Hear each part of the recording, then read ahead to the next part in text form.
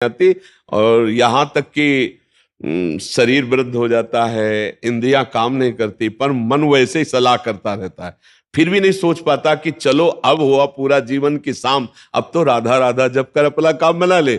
लेकिन नहीं, बूढ़ा है फिर भी शराब पीता है, बूढ़ा है फिर भी गंदी बातें देखता है, बूढ़ा है फिर भी गंदी चेष्टाएं करता है, बूढ़ा है फिर भी नहीं सोच रहा कि मुझे मरना है और भगवत प्राप्ति का अब की उपाय कर लूं, इतना जीवन रह गया। ये क्या है? ये मन का केवल खेल है। वो अपने मन के गेम में फंस गया, निकल नहीं पा रहा है।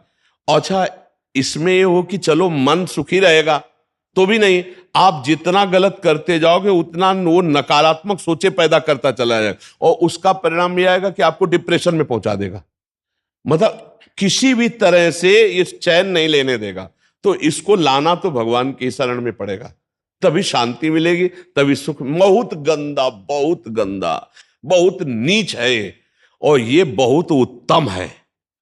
ये अगर सही रास्ते को पा जाए तो दूसरे के लिए अपने प्राण दे सकता है, परहित के लिए अपने प्राण दे सकता है, ये भगवान से मिला सकता है, ये सब सुख दे सकता है। बस इसको गलत ढंग से जो प्रयोग होना शुरू हुआ है, इसका ये बंद कर दे, वही बहादुर है। देखो, विरक्त मार्ग एक अलग होता है, लेकिन गृहस्थी में तो एक धर्मपूर्वक विषय सेवन की मर्यादा है ना। तो आप धर्मपूर्वक देख लो। अगर आपको अपनी पत्नी में, अपने पति में सुख नहीं मिला तो विश्व में कहीं सुख नहीं मिलेगा, क्योंकि है नहीं। तो आपको सीमित हो जाना चाहिए ना। लेकिन ऐसा नहीं होता, हम धर्म विरुद्ध बढ़ते चले जाते हैं, जो हमारा पाप बनता जाता है और हम क्लेशित होते जाते हैं। इसलिए हमें लगता है बहुत अच्छे अभी सत्संग के प्रभाव पड़ रहे हैं, तो हम निकल चले गंदी बातों से, हम निकल चले इस माया के फसाव से। नहीं तो धोखा ही धोखा, पूरी जिंदगी व्यतीत हो जाती है। भोगते भोगते हर इंद्रियां सब नष्ट होती जा रहे, फिर भी भोग इच्छा, ये है क्या? समझो ना, पूरा जीवन हमको बेवकूफ बनाया जा रहा है।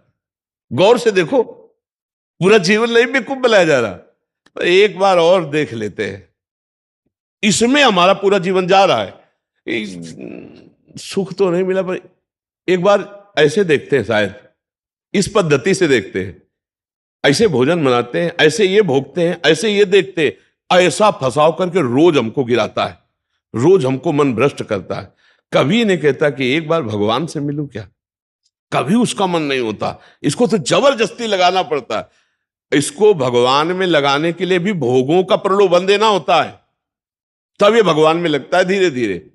ये भोगी मन भगवान में भी लगने के लिए तैयार, तो भोग के लिए देखो, भगवान को मना लोगे ना तो बढ़िया व्यवस्था बन जाएगी, चक जो चाहोगे सब हो जाएगा, जो चाहेंगे भगवान दे दे। बहुत मन बेवकूफ बनाता है, इसलिए हमें लगता है मन की बेवकूफी से बचना चाहिए। एक आया था भगतला, उसने कहा भगवान से मैं भजन करूंगा, सब करूंगा, लेकिन 1 लाख सुंदरियां स्त्रियां चाहिए। गजब का दिल है तेरा, गजब का दिल है यार। जिनके एक है ना, तो वो कभी कभी एकांत में ऐसे बैठते तो इसीलिए मल की कहीं में मत रखो, ये बहुत बड़ा भूत है, ये परेशान कर देगा, नष्ट कर देगा। इसे सतमार्ग में लाओ, भगवत मार्ग में लाओ, तभी आनंद की। इसकी केवल चाल है, ये नहीं ये नहीं ये, और है कहीं नहीं, पक्का समझ लीजिए।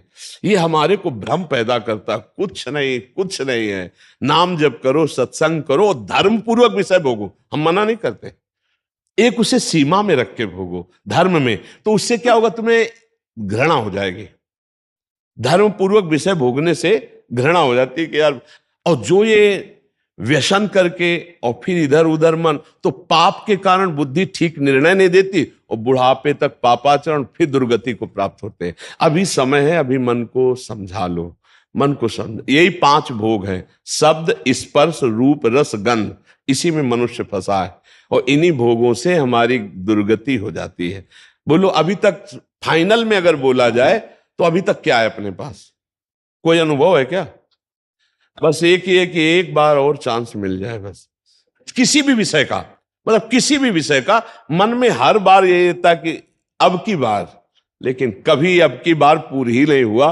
तो इसको रोकना जरूरी है कि भजन, साधन, धर्म पूर्वक विषय सेवन और समाज की सेवा।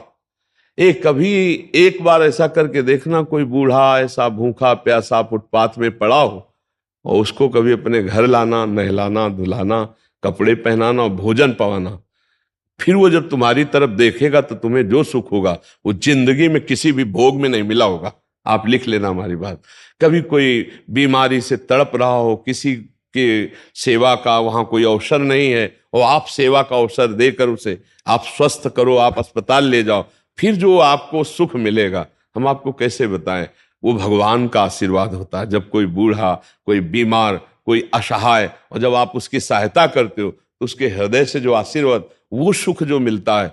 जैसे हम आपको एक दिन करके देखना, तुम अपना भोजन बढ़िया जो है, कोई ऐसे भूखे को खवा देना जो भूखा बैठा हो, और ऐसे जल्दी जल्दी, और आप देखो उसको पाते हुए, और उस दिन आप वो भोजन ना पाओ, उसे पवा दो, तो आपको जो सुख मिलेगा वो 56 प्रकार के भोग पाने में भी कभी सुख नहीं मिला होगा।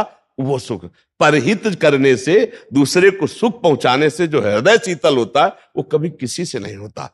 इसलिए मानव जीवन के लिए मन को थोड़ा विरुद्ध जो चलने वाला है, उसके विरुद्ध आप बनो, उसे सतमार्ग में लगाओ। अब देखो आजकल ऐसी बुद्धि बिगड़ गई कि अपने पूज्य माता पिता को ही बच्चे दुख दे रहे हैं, डंडा थप्पड़ मारना। क्या यार, आज के जवान अपने माता पिता के साथ ऐसा व्यवहार करते हैं। अगर थोड़ा भी अध्यात्म से जुड़े होते तो मुझे लगता है शायद ऐसा नहीं करते, नहीं ना। धर्म से जुड़े होते, अध्यात्म से जुड़े होते, ऐसे माता पिता तो भगवान होते हैं। उनकी आंखें नहीं, उनको नहलाओ धुलाओ, किसी मंदिर जाने की और जरूरत नहीं, उनको भोग लगाओ, उनको पवाओ, उनका जो आशीर्वाद है लोक परलोक तुम्हारा सब बना देगा। लेकिन जब अध्यात्म से नहीं जुड़े तो लगता है कौन इनको, तो ये क्या है, ये है मन का वो पापी मन। देखो कैसे पाप कराता है, कैसे निगेटिव चलाता है कि अब ऐसे पुत्रों की क्या दुर्गति होगी। तो कभी अगर ऐसा ऐसा अवसर किसी को मिले कि कोई फुटपाथ में ऐसे तड़प रहा हो, तो आपको जरूर लगेगा कि काहे को बोझा ले, लेकिन आप उसका अगर बोझा ले लिए तो भगवान तुम्हारा बोझा ले लेंगे। जन्म जन्मांतरों के पाप नष्ट हो जाते हैं जब ऐसे दीन दुखी आशीर्वाद देते ना, उसे भगवान का आशीर्वाद समझना है। और जब माता पिता अंदर से साप देते ना कि भोगोगे, तो फिर भगवान भी नहीं टाल पाते, फिर भोगना पड़ता है। इसलिए धर्म से चलो, किसी का अपराध मत करो, गंदी बातों में मन को न जाने दो, खूब नाम जप करो, यही मनुष्य जीवन का लाभ लो। मनुष्य जीवन एक दिव्य जीवन है, इसका एक दिव्यता का लाभ है। यार देखो, अगर हम ना चाहे तो पूरी बाजार से निकल जाए कोई सामान, दुकान की आके हमारी लिपट थोड़ी जाती है। हम जहाँ खड़े होंगे, जहाँ खरीदेंगे, वही जो वस्तु हमें मिलेगी। तो अगर हम निश्चय कर लिया कि मुझे मांस नहीं खाना, मुझे शराब नहीं पीना, मुझे पराई माता बहनों की तरफ गंदी दृष्टि नहीं करनी, तो मुझे कौन गिरा देगा। आप सोचो, हमारे निश्चय में कमजोरी, तभी हम डरते हैं कि कहीं गिर ना जाए। ऐसे कैसे? हाँ, कुछ कमियां ऐसी होती हैं जिससे अहंकार का नाश किया जाता है। जैसे आवाज आता है ना कि हम जितेंद्री, हम ऐसे हम ऐसे, और भगवान को अहंकार पसंद नहीं तो छोड़ देते हैं। देखो जितेंद्रियता करके, तब जब रोता है कि प्रभु मैं तो नीच किसी काबिल नहीं, तब भगवान फिर उठा लेते हैं। नाम जब करो तब मजबूत ब्रेक लग जाएगी। कोई कैसे गिरा सकता है, कैसे गिरा सकता है? नहीं गिरा सकता। बात मान ली, बस हो गया, हो गया। बात मानने से होता है। देखो, हमारी बात ना मानो, कंठी बंधवा लो, तिलक लगा लो, सब कर लो, कल्याण नहीं होगा। हमारी बात मान लो, कल्याण हो जाए। बात मानने का चेला होता है, ये कोई सांसारिक थोड़ी कि भैया जैसे सांसारिक संबंध होते हैं ऐसे गुरु शिष्य का संबंध आज्ञा पालन से होता है। गलत नहीं करूंगा, जैसा कहोगे वैसा चलूंगा। अब आपने कह दिया, अब ये नाम जप करूंगा, बस हो गई बात। बात यह है कि हमको अब महत्व कर लेना है। अरे बोले ऐसे कह दिया था सिया राम राम राम जपो, तो गुरु मंत्र तो मिला नहीं। तो कभी गुरु मंत्र मिल भी जाएगा तो लाभ नहीं मिल पाएगा, क्योंकि आपको संत वचन, गुरु के वचन पर विश्वास ही नहीं हुआ। गुरु के वचन प्रतीति न जेहि, फिर स्वप्न में भी लाभ नहीं मिल। मान लिया, हो गया हमारा सब कुछ। अब हम राम राम जप करेंगे, अच्छे आचरण